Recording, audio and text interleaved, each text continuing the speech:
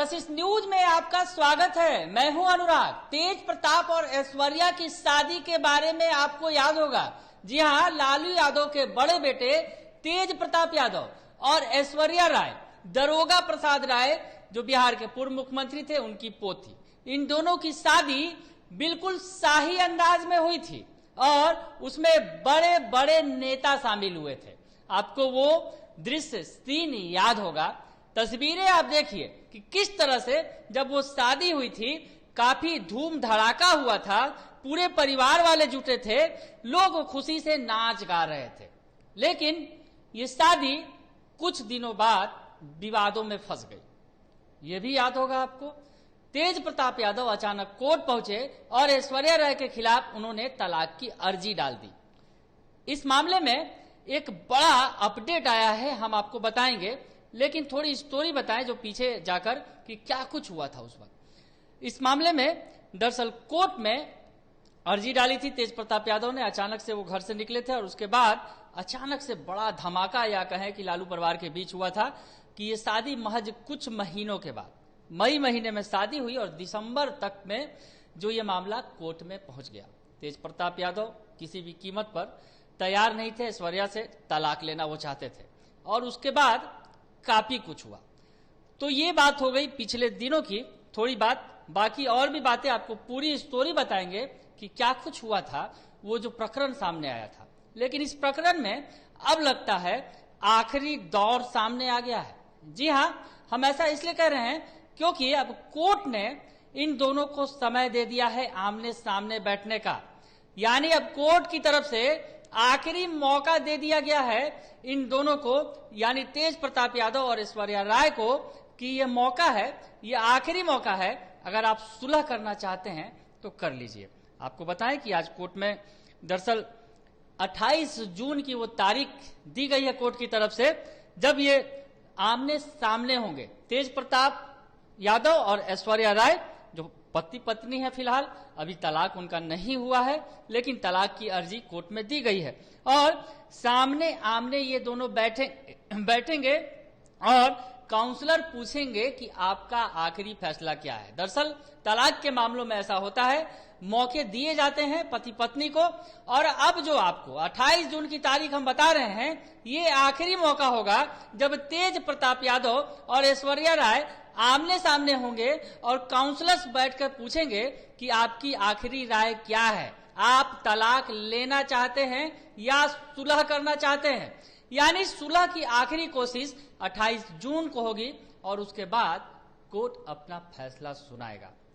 तो इसलिए हम कह रहे हैं कि ये जो शादी जो काफी शाही अंदाज में हुई थी, अब अपने आखिरी दौर में पहुंच गई है, क्योंकि दोनों ही पक्ष सुलह को तैयार नहीं है। आपको बताएं कि जो डिवीजन बेंच है, जस्टिस आशुतोष कुमार और जस्टिस जितेंद्र कुमार की कोर्ट में यह सुनवाई हुई है और 28 तारीख को ये डेट तय किया गया है कि दोनों पति पत्नी आमने सामने होंगे और उनकी काउंसलिंग की जाएगी। और ये काउंसलिंग आखिरी होगी, उसके बाद फिर शायद मौका न मिले कोर्ट की तरफ से। अगर ये दोनों सुलह करना चाहेंगे उस वक्त कर सकते हैं, नहीं तो कोर्ट अपना आगे का फैसला सुनाएगी। आपको बताएं कि इस मामले में काफी कुछ विवाद हुआ, लालू परिवार की किरकिरी हुई और यह मामला सड़क तक पहुंच गया था। हमने आपको पहले बताया कि शादी काफी धूमधाम से हुई थी, पर अचानक से शादी तोड़ने के लिए कोर्ट पहुंच गए थे तेज प्रताप यादव। आपको बताएं, इस शादी के से जुड़ी हुई जो तमाम जो मामले हैं, पिछले दिनों से ये काफी लंबा विवाद चल रहा है, कोर्ट में ये केस चल रहा है। जब तेज प्रताप यादव अचानक घर छोड़कर निकल गए थे, राबड़ी आवास से निकल गए थे और अपने वो फिर रांची के लिए रवाना हो गए थे। उन्होंने पटना ही छोड़ दिया था। उस वक्त काफी दिनों तक बाहर थे, वृंदावन और मथुरा में वो घूम रहे थे और उस दौरान ये विवाद परवान चढ़ते चला जा रहा था। तो ये जो शादी हुई थी जो शाही अंदाज में, उसका बड़ा बुरा हश्र हुआ कुछ महीनों के बाद। हम आपको बताएं कि राबड़ी देवी और लालू प्रसाद यादव ने बड़े ही लाज अरमान के साथ ये अपने तेज प्रताप के लिए काफी सुंदर और पढ़ी लिखी बहू का चयन किया था ऐश्वर्या राय के रूप में। दरोगा प्रसाद राय की पोती हैं और इनके पिता चंद्रिका राय हैं जो आरजेडी के नेता भी रहे हैं, लालू के करीबी भी रहे हैं।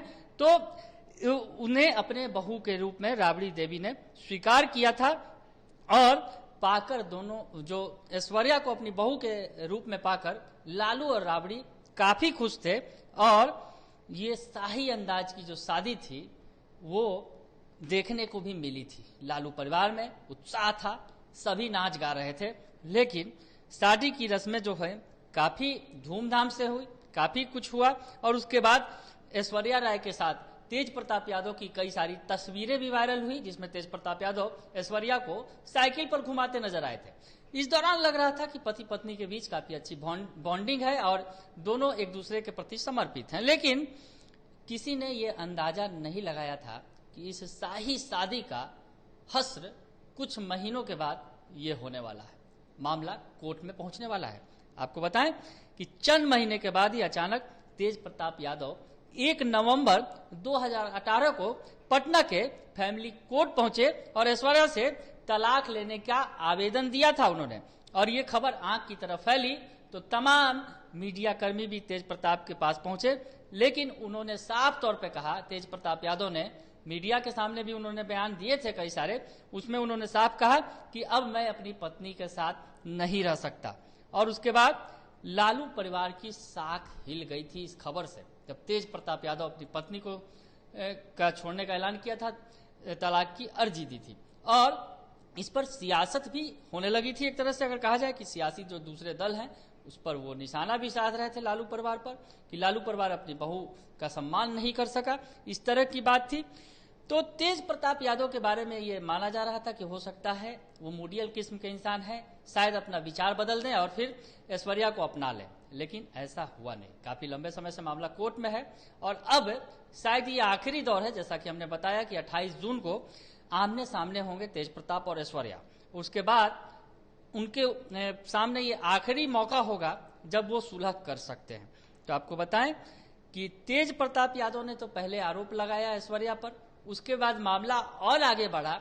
ये शादी जब उस वक्त हुई थी और जब मामला कोर्ट में पहुंच गया था तो तेज प्रताप ने पहले पत्नी ऐश्वर्या पर गंभीर आरोप लगाए, कहा कि वो ऐसी लड़की हैं जिनके साथ वो जीवन नहीं बिता सकते हैं। तो उसके बाद भी ऐश्वर्या राबड़ी आवास में बनी हुई थी। लेकिन कुछ दिनों के बाद मामला फिर सड़क पर आ गया और अचानक से एक दिन रोती हुई ऐश्वर्या ससुराल से बाहर निकली और काफी गंभीर आरोप उन्होंने अपने ससुराल वालों पर लगाए, राबड़ी देवी पर लगाए, जो बिहार के पूर्व मुख्यमंत्री हैं, तेज प्रताप यादव की मां हैं, उन पर गंभीर आरोप लगाए, अपनी ननद पर गंभीर आरोप लगाए और कहा कि उनके साथ मारपीट की जाती है राबड़ी आवास में, लालू आवास में। उसके बाद वो रोती हुई निकली थी। उसके बाद अचानक ये मामला और भी ज्यादा उलझ गया। लग रहा था कि मामले में सुलह हो जाएगा, लेकिन अब वहां से सुलह की गुंजाइश खत्म होती चली गई और मामला आगे बढ़ता गया। और कोर्ट में जिस दिन तेज प्रताप ने आवेदन दिया था उसके बाद से वो लगातार घर से बाहर थे और ऐश्वर्या के जाने तक भी वो घर से बाहर थे। उस वक्त तक उन्होंने राबड़ी आवास में कदम भी नहीं रखा था। आपको बताएं कि रोती हुई निकली थी। उसके बाद मामला काफी कुछ बढ़ गया था, दहेज प्रताड़ना का आरोप लगाया गया था और राबड़ी देवी और ननद मीसा भारती पर भी आरोप लगाए गए थे। तो काफी कुछ ये आरोप प्रत्यारोप का दौर चला था और मामला सड़क पर आ गया था एक तरह से। पिता जो है चंद्रिका राय आहत थे, वो अपनी बेटी को ले गए और पिता ने भी उस दौरान कई सारे गंभीर आरोप लालू परिवार पर लगाए थे। तो ये जो शादी जो बिल्कुल शाही अंदाज में हुई थी अचानक से सड़क पर आ गई थी। उसके बाद भी नौटंकी खत्म नहीं हुई। ऐश्वर्या अपने मायके चली गई और ससुराल से उनका सामान भेजा गया मायके, जो सड़क पर पड़ा रहा। उसमें भी काफी कुछ हुआ, काफी कुछ नौटंकी हुई। तो ये नौटंकी काफी लंबी चली और अब तलाक का जो केस है, दरअसल इस मामले में आपको अगर बताएं कि तलाक प्रकरण पर गौर करें तो जिस तरह से जो बातें सामने आई कि ये एक बेमेल शादी थी, तेज प्रताप यादव और ऐश्वर्या की पसंद नहीं थी, बल्कि ये एक दो राजनीतिक परिवारों की पसंद की शादी थी। और चंद्रिका राय लालू यादव के काफी करीबी थे और राबड़ी को ऐश्वर्या पसंद थी, इसलिए शादी की गई थी। लेकिन दोनों के विचार बिल्कुल अलग अलग थे। ऐश्वर्या कुछ आजाद ख्याल किस्म की थी, पढ़ी लिखी MBA पास लड़की थी और वही तेज प्रताप यादव 12वीं पास थे। ऐसे में दोनों के विचार कुछ अलग अलग थे। तेज प्रताप आध्यात्मिक विचारधारा के हैं, अक्सर वो कभी कृष्ण का रूप धर लेते हैं तो कभी शिव का रूप धर लेते हैं। तो ऐसे जो तेज प्रताप का विचार और ऐश्वर्या के विचारों में कभी मेल खाता नहीं दिखा, और शायद ये सबसे बड़ी वजह थी कि दोनों की शादी मुकम्मल नहीं हो सकी। मामला तलाक तक पहुंच गया, और अब जो ये तलाक का मामला उस जगह पहुंच चुका है कि अब दोनों के रास्ते जुदा हो जाएंगे। 28 जून वो तारीख है जब दोनों आखिरी बार आमने सामने होंगे, और कोर्ट में जो जज साहब के सामने जो समझाने बुझाने वाले हैं, मामलों को सुलह कराने वाले हैं, वो भी होंगे, और पूछा जाएगा कि आप सुलह करेंगे क्या। और उसके बाद अगर ये दोनों तैयार नहीं होंगे तो शायद मामला आगे बढ़ेगा और फिर तलाक मिल जाएगा। तो अब ये जो है काफी महत्वपूर्ण तारीख है 28 तारीख को कोर्ट में दोनों आमने सामने होते हैं या नहीं, क्योंकि कोर्ट का आदेश है, ये देखना दिलचस्प होगा। फिलहाल के लिए इतना ही, बने रहिए कशिश न्यूज के साथ। धन्यवाद।